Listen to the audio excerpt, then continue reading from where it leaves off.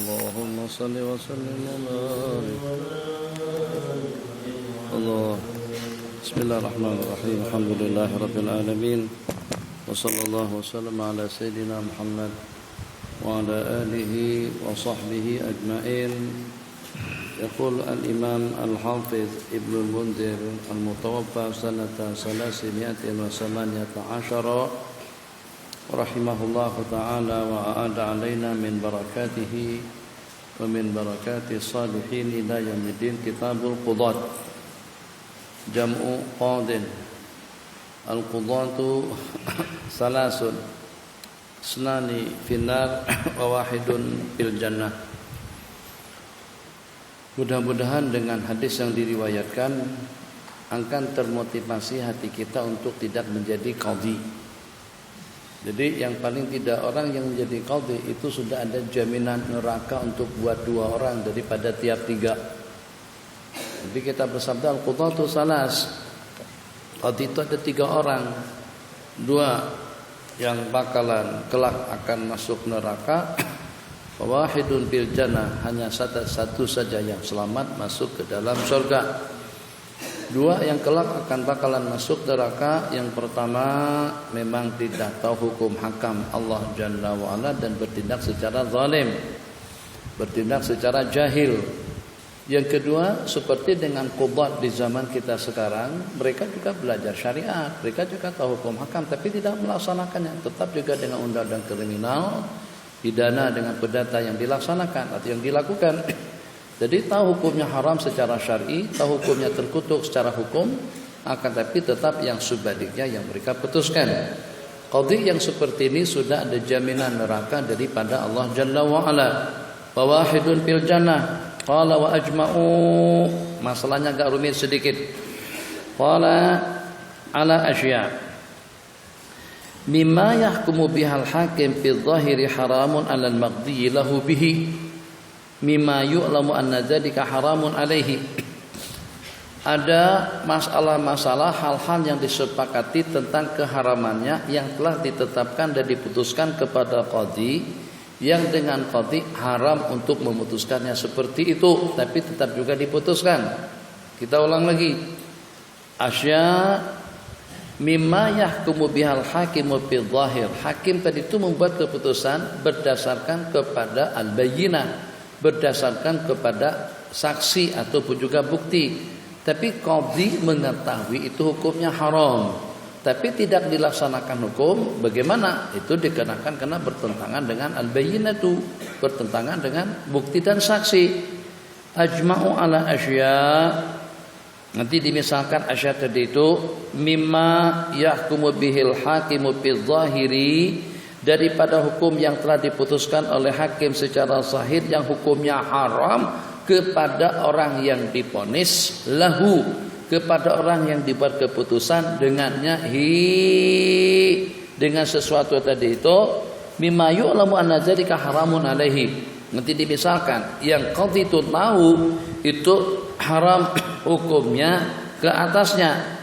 Min dzalik ayyahkum lahu lil 'abdi bil mal, ayyahkum lahu bil mudda'a atau bil mudda'i, bil mudda'i bil mali wa yajsim annahu mamluk. Qadhi tahu bahwasanya dia adalah sebagai seorang hamba sahaya, tapi dikenakan karena bukti dan saksi yang menyatakan dia merdeka, maka dengan keputusan tentang keuangan memihak kepadanya. Supaya paham tentang hukum, al-abdu al-mamluk la yamlik. Itu situ dulu permulaannya. Yang statusnya hamba sahaya, usahanya, pekerjaannya, keuntungannya, jerih payahnya itu semuanya akan mengalir kepada si pemiliknya. Oke? Paham sampai situ dulu. Jadi hamba sahaya itu sama dengan robot, sama dengan mobil, sama dengan trailer, sama dengan lori. Kerja kita kerjakan, tetap keuntungannya itu akan mengalir ke dalam pocket kita, ke dalam kantong kita. Jadi yang untung bukan mobil, yang untung bukan kereta, yang untung itu adalah kita, bukan taksinya, kita yang punya taksi. Jadi dia la yamlik. Alladhi yamlik itu adalah al-hur, orang yang merdeka. Khair. Maka dengan qadhi membuat keputusan yang qadhi tadi itu tahu bahwasanya dia itu adalah hamba saya yang tidak boleh tamaluk. Akan tetapi karena dengan perantaraan saksi yang bersaksi, katakan saja 2 orang saksi yang siqah yang mengatakan bahwasanya dia itu sudah bebas, dia itu sudah merdeka. Sementara dengan ilmu qadhi menyatakan bahwasanya qadhi mengetahui bahwasanya orang itu tidak boleh memilikinya. Maka dalam persidangan mahkamah diputuskan bahwasanya harta itu adalah kepunyaannya.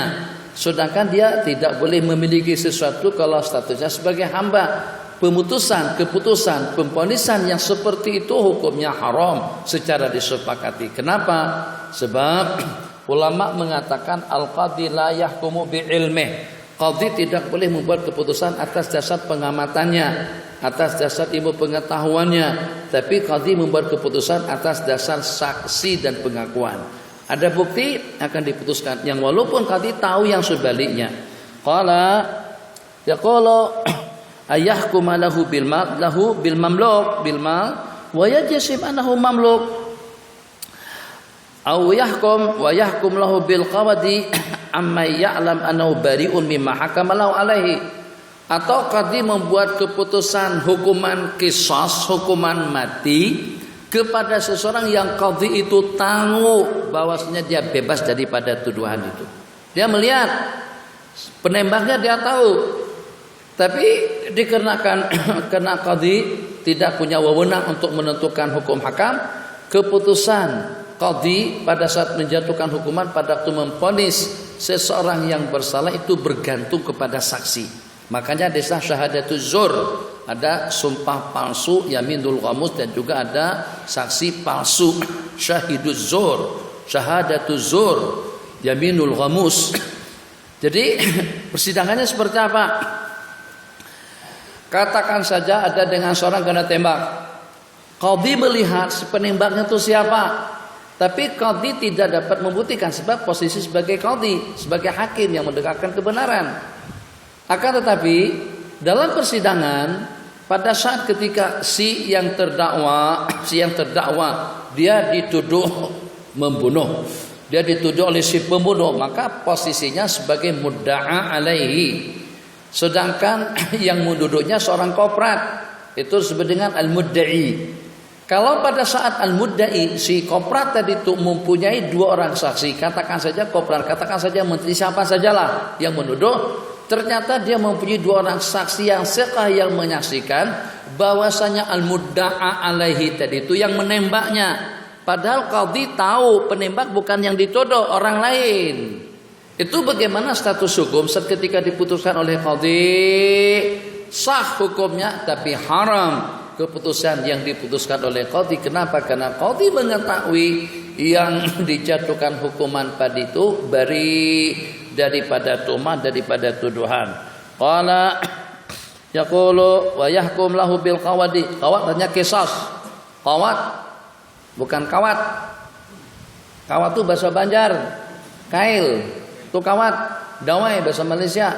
Qawat bil qawati ay bil qisas wa yahkum bil qawati.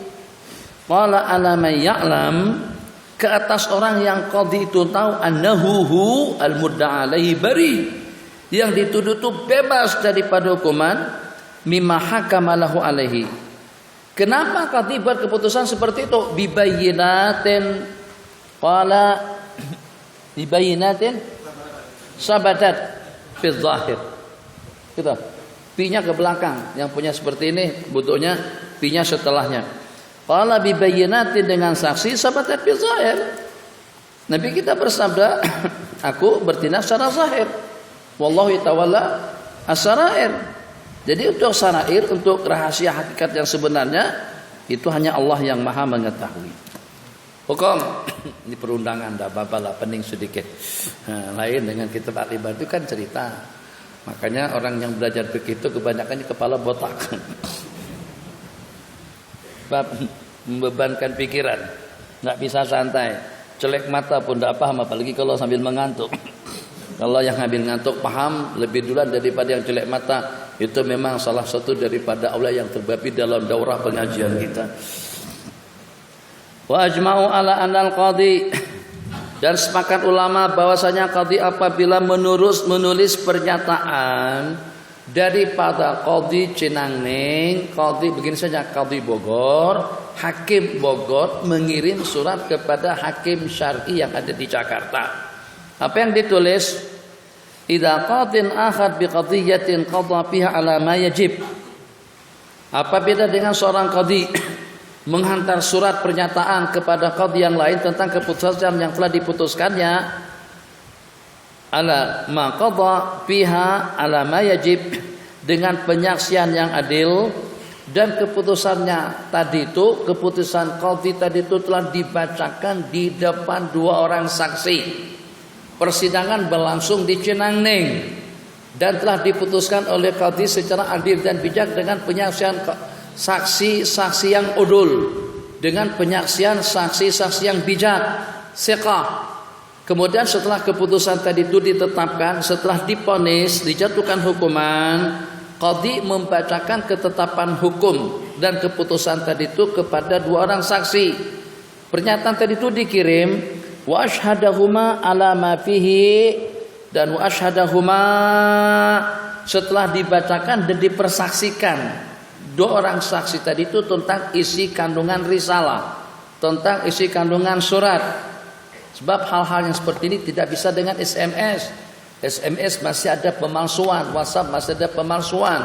Surat-surat yang seperti itu harus ada muhur, harus ada tanda tangan, harus ada stempel cop dan sebagainya. Bahwa salal kitabu ilal qadil maktubi ilaihi, kitab tadi itu, surat tadi itu sampai kepada qadhi berkenaan. Katakan saja al-majni alaihi ada di mahkamah sana, ada di lokasi sana, tapi keputusannya daripada mahkamah sini. Wa syahida asy-syahidan, saksi 2 orang saksi yang dipersaksikan tentang isi kandungan keputusan tadi itu bersaksi memang betul pada hari Sabtu jam 4 sore setelah salat asar kami berdua diperdengarkan isi kandungan keputusan yang ada di dalam kitab risalah itu, yang ada di dalam surat itu. Ala annal maktuba ilaihi qala syahida syahidani indahu bima fil kitab ajma'u ala annal qadhi idza kataba ila qadhin akhar anna alal maktub ilaihi ayil mursal ilaihi, kepada qadhi yang disuratin, anna alal maktubi ilaihi qabula kitabihi idza kana dzalika fi ghairi haddin. Kan rumit kan? Masyaallah tabarakallah. Jadi proses perjalanan sidangnya seperti ini. Berlangsung persidangan, mudda'i dengan mudda' alaihi mendakwa mencuri jam tangan dia yang nilainya tidak kurang daripada dalam 100 juta atau 40.000 Rm, Rolex yang disadur dengan emas dan berlian, harganya 100 juta atau 40.000 Rm. Jadi setelah didakwa, jelas perjalanan sidang sebagaimana hadis al-bayyinatu 'alal mudda'i wal yaminu 'ala angkar. Saksi kepada orang yang mendakwa dan sumpah kepada orang yang ingkar. Maka kita sebagai qadhi, kedua-duanya yang dituduh dan yang menuduh pada posisi yang sama sebelum terbukti kesalahannya, sebelum terbukti dengan 2 orang saksi. Tidak boleh yang dituduh sudah berada dalam apa namanya itu besi itu, dan jil dalam kandang, sementara yang menuduh bebas dan luasa ke sana dan kemari. Tidak, pada posisi yang sama, sebab tuduhan masih belum pasti. Oke. Jadi kita katakan kepada si penuduh al-bayyinatu, buktinya mana? Dengan 2 orang saksi. Kalau dia mampu membuktikan tuduhannya kepada al-mudda' alaihi bahwasanya dia yang mencuri jam tangannya, dengan penyaksian 2 orang saksi, keputusan akan diputuskan. Maka jam tangan akan diambil atau akan digantikan oleh al-mudda' alaihi dan diserahkan kepada si pendakwa. Tapi kalau ternyata dia tidak mampu untuk membuktikan tuduhannya, tanah itu kepunyaanku, mobil itu kepunyaanku, rumah itu kepunyaan saya, jam tangan itu kepunyaan saya, dia tidak mampu membuktikannya dengan 2 orang saksi, maka dengan qadhi mengatakan kepada orang yang tertuduh, ihlib, sumpah kamu.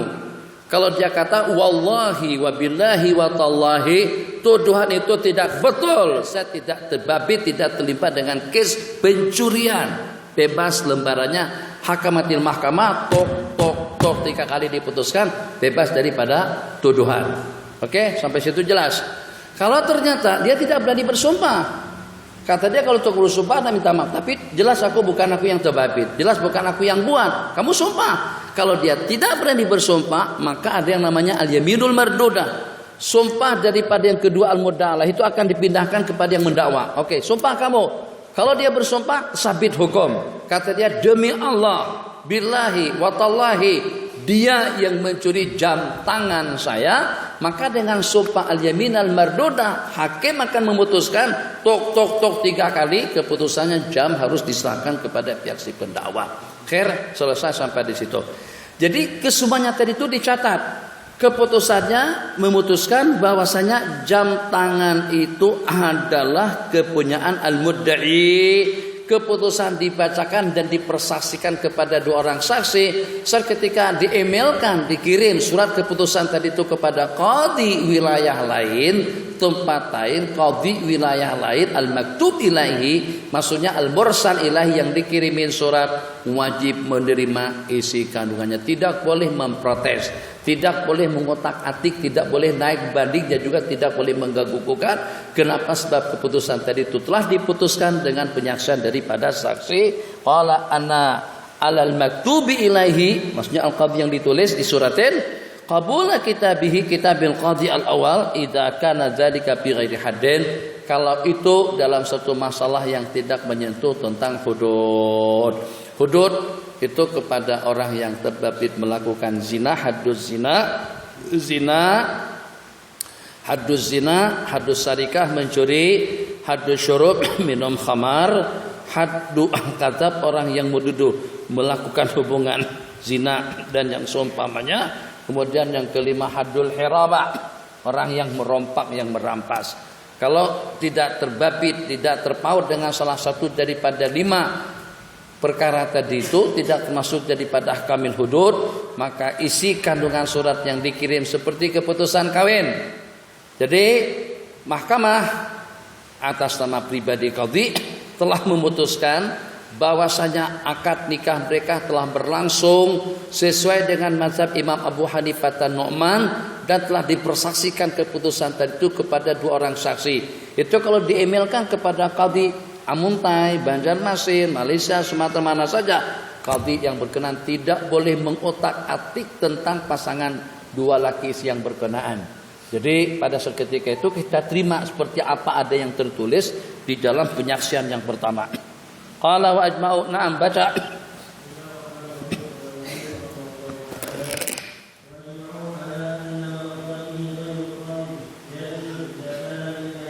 Ai mimma kana idza kana mimma yajuzul qada'u bihi, atau idza kana mustahiqan, idza kana lahul haqqu fil qada'. Ulama mengatakan itu kalau seandainya di kalangan para ulama-ulama syariat yang mengenal hukum hakam Allah Jalla wa'ala.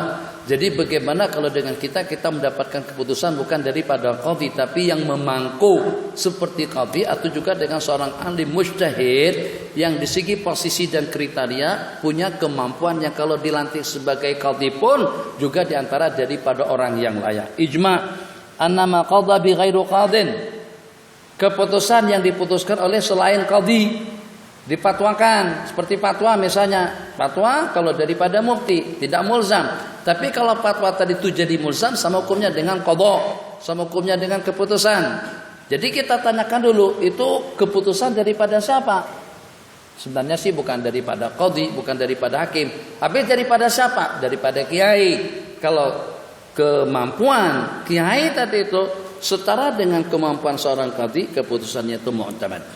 Ajma'u ala annama qadha bihi ghairu qadin jaizun bila idza kana mimma yajuz, idza kana dzalikal qadhi, dzalika syakhsu, idza kana dzaka, idza kana kembali dhamir kepada ghairu qadin itu daripada orang yang layak untuk membuat keputusan, maksudnya alim mujtahid. Kitabud Da'wah wal Bayyinat.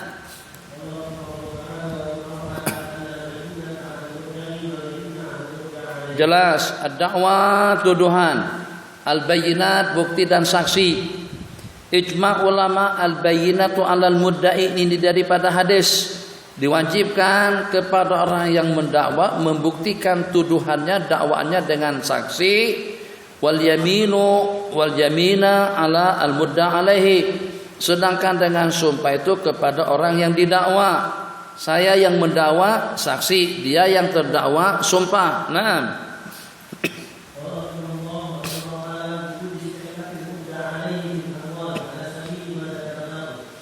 wajib ala wujub istihlafil mudda' alaihi. Al-mudda'i dengan mudda' alaihi wajib diistihlaf sebab ikut perjalanan sidang. Ala wujub istihlafil mudda'a alaihi bil amwal ala sabili ma dzakarnahu. Jadi kalau yang dipersoalkan, yang dipermasalahkan itu berkenaan dengan keuangan, maka dengan perjalanan sidangnya yang kalau pada saat dengan al-mudda'i tidak mempunyai saksi, maka dengan qadhi wajib mengistihlaf atau memberikan peluang perjalanan sidang kepada al-mudda' alaihi untuk bersumpah. Naam.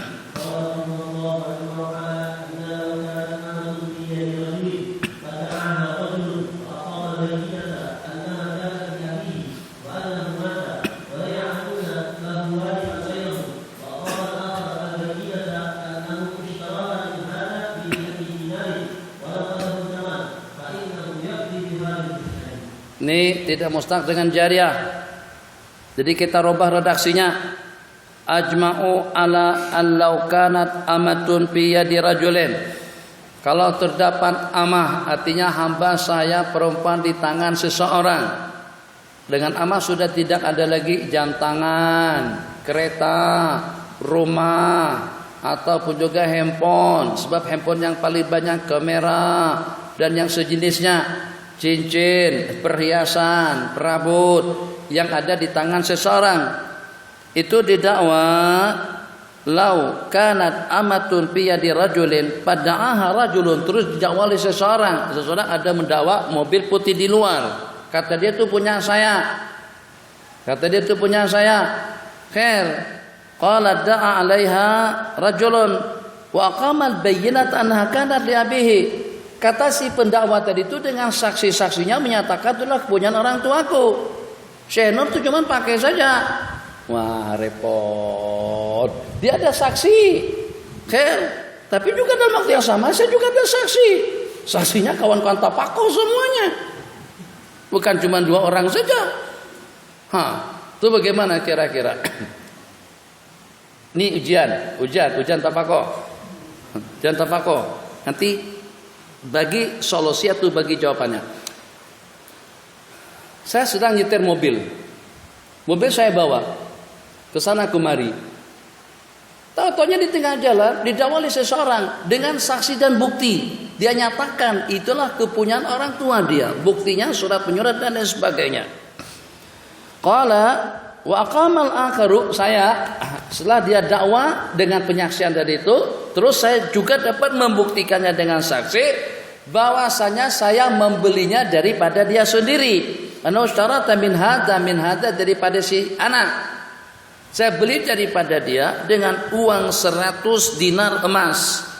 1 dinar emas uang Indonesia sama dalam 2 jutaan. Ya kan? 2 juta kali 100 2 juta. Ya lebih kurang lah, mungkin sekarang harganya sudah turun banyak tuh, dalam 250 juta. Itulah nasihat nih kepada kawan-kawan yang walaupun saya belum bisa mengamalkan. Kalau punya duit jangan beli mobil, beli tanah. Kalau mau aman beli emas, kalau beli tanah jualnya susah. Ya imam beli, kalau pengen mau cepat cair, kapan-kapan mau dapat duit, belikan ke emas. Kemanapun tanpa ditawarin, Pak mau jual emas. Lewat saja di kawasan orang jual emas, Bogor, Cinangning, Cibinong, di mana-mana saja kita akan dijebak seperti itu. Mau jual emas. Itu kalau mau cepat cairnya, mau cepat dapat duit. Tapi kalau mau aman dan dapat untung, beli rumah dengan tanah. Jangan beli kereta 2, 3, 4, 5, 6 buah kereta. Untuk apa? Yang kepakai cuma satu. Nggak apa-apalah kalau kamu punya kereta, punya mobil 5 buah. Kepala di mobil yang ini, kaki di mobil yang itu, kemudian punggung di mobil yang lain, jalan serentak ketiga-tiganya itu oke. Itu dengan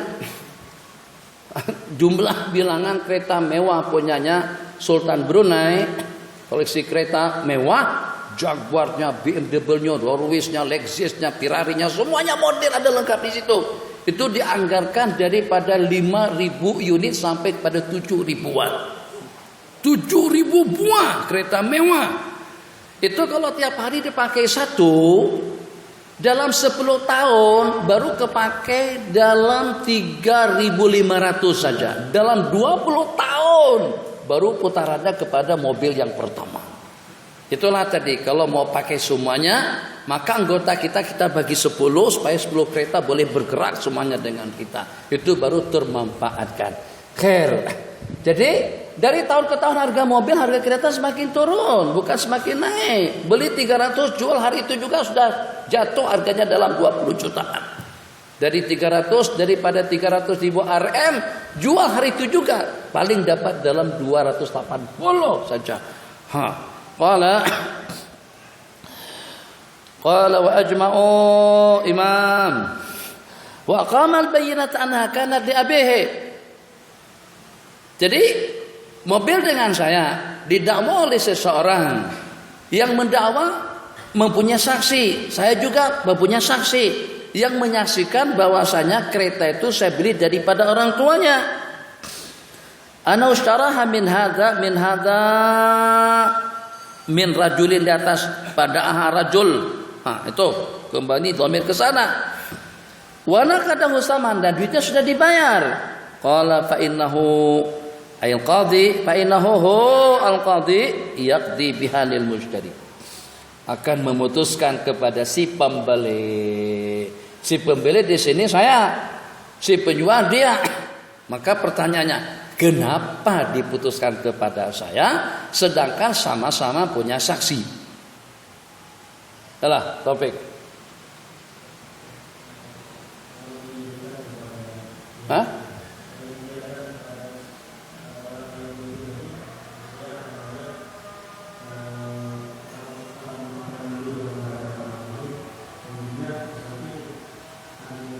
Dia nggak panjang begitu, dia sebentar sedikit aja jawabannya.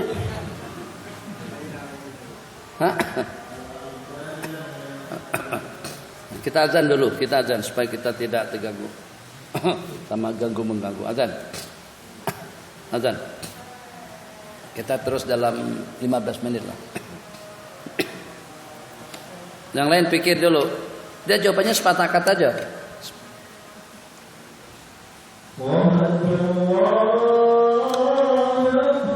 Allahu Akbar, Allahu Akbar.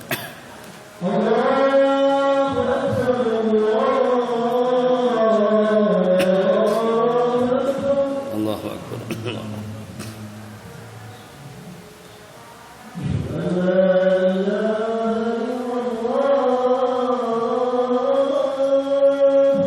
La ilaha illallah.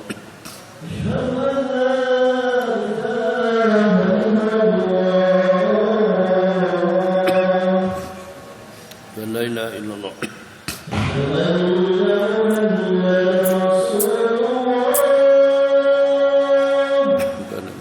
Rasulullah.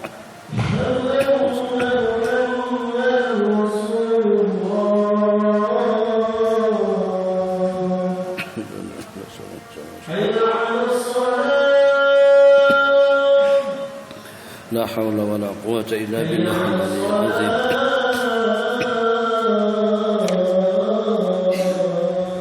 La haula wa la quwwata illa billahil aliyyil azim. La haula wa la quwwata illa billahil aliyyil azim.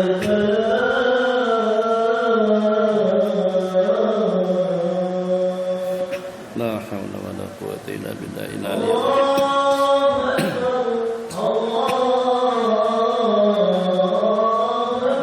Allahu Akbar, Allahu Akbar.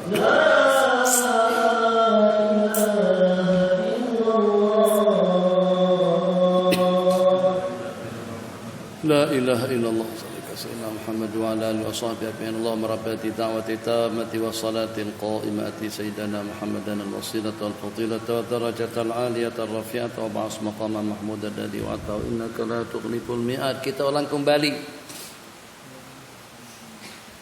Saya atau dengan seseorang duduk tinggal di sebuah rumah. Oke? Saya tinggal di sebuah rumah. Tidak lama kemudian datang pendakwa yang menyatakan rumah itu adalah kepunyaan dia dan dia buktikan dengan saksi, siqah, udul. Berarti posisi saya sekarang jadi terdakwa, dituduh menempati kepunyaannya dia sebagai mudda'i. Dan pada waktu dia mendakwa dia sudah ada bukti, dia ada saksi. Jadi saya tidak menggunakan sumpah. Ini masih belum sampai ke mahkamah, atau kalau sampai pun saya justru membuktikan bahwasanya rumah itu kepunyaan saya pun juga dengan saksi bahwasanya dengan dia mengatakan itu rumah orang tuanya. Saya tidak lebih daripada peminjam atau penyewa atau apalah alasannya, apalah sebutannya. Jadi dia buktikan bahwasanya rumah itu kepunyaannya karena dia waris daripada orang tuanya. Sementara dengan saya juga dapat membuktikan bahwasanya rumah itu saya beli daripada orang tuanya dan saya buktikan dengan beberapa orang saksi siqah. Oke? Jelas. Dia mendakwa itu kepunyaannya, warisan daripada orang tua dengan saksi. Saya juga mengakui bahwasanya rumah itu kepunyaan saya beli daripada dia dan duitnya sudah saya serahkan pun juga dengan saksi. Qadhi harus membuat keputusan memihak kepada saya sebagai pembeli. Tadi pertanyaannya kenapa? Sedangkan masing-masing punya kekuatan. Kekuatannya dengan saksi, kekuatan saya juga dengan saksi. Tapi kenapa Abu Zaki memihak kepada saya? Sepatah kata saja jawabannya. Sebab saya disebut dengan sahibu yadin. Sebab rumah tadi itu saya tinggal di situ namanya sahibu yad. Benda itu ada dengan siapa? Jadi yang walaupun kalau seandainya jam tangan yang ada di tangan saya yang duduk di rumah itu namanya sahibu yad, si pemegang. Si pemegangnya siapa? Yang pegang mobil siapa? Yang pegang jam siapa? Yang pegang rumah siapa? Yang pegang tanah itu siapa? Yang pegang motor itu siapa? Yang pegang handphone itu siapa? Jadi kalau ternyata Bang Syari tidak mampu untuk membuktikan bahwasanya handphone itu kepunyaan abang, saya dakwah dan saya punya 2 orang saksi yang menyaksikan itulah kepunyaan saya, itu akan terambil. Tapi kalau pada tuh abang punya bukti saksi nyata yang menyatakan handphone itu kepunyaan abang, saya akan kalah dalam persidangan ini atau dalam case yang seperti ini. Kenapa? Yang walaupun saya punya saksi, abang juga punya saksi, tapi penyaksian abang punya kekuatan lebih. Kekuatan lebihnya karena handphone itu di tangan abang. Itu namanya sahibu iyadin. Diingat. Ya kalau mau jadi qadhi lah. Tadi kita sarankan sudah tak jadi qadhi. Jadi udah gak usah dibaca kitab. Enggak, paling tidak kita tahu lah. Jadi qadhi ada jaminan masuk neraka. Nauzubillah. Jadi nggak usah lah cari kerja-kerja lain lah. Jadi pembela pengacara jangan, sebab pembela pengacara bergantung duit. Yang benar menjadi batil, yang berhak jadi tidak berhak. Yang penting bagaimana bayarannya. Itu yang menentukan. Yang sepatutnya jadi tidak sepatutnya, yang selayaknya jadi tidak selayaknya. Jadi peguam, jadi muhami, jadi pembela, jadi pengacara jangan. Apalagi kalau sampai menjadi qadhi. Kecuali kalau dalam keadaan terpaksa. Kenapa? Sebab karena ada 2 jaminan neraka untuk mereka. Waliyadzubillah. Jadi siapa? Kalau kita tidak, masih ada 1001 yang mau. Jadi kalau begitu jadi bagaimana? Siapa jadi qadhi? Tidak ada perkataan seperti itu. Soalnya semua orang pengen mau jadi qadhi. Sama juga dengan jadi bupati, jadi DO, jadi wakil rakyat. Itu kalau kita tidak, insya Allah ada terdapat sejumlah sekian yang siap untuk merebutkan jabatan-jabatan seperti itu. Jabatan seperti itu. Nah,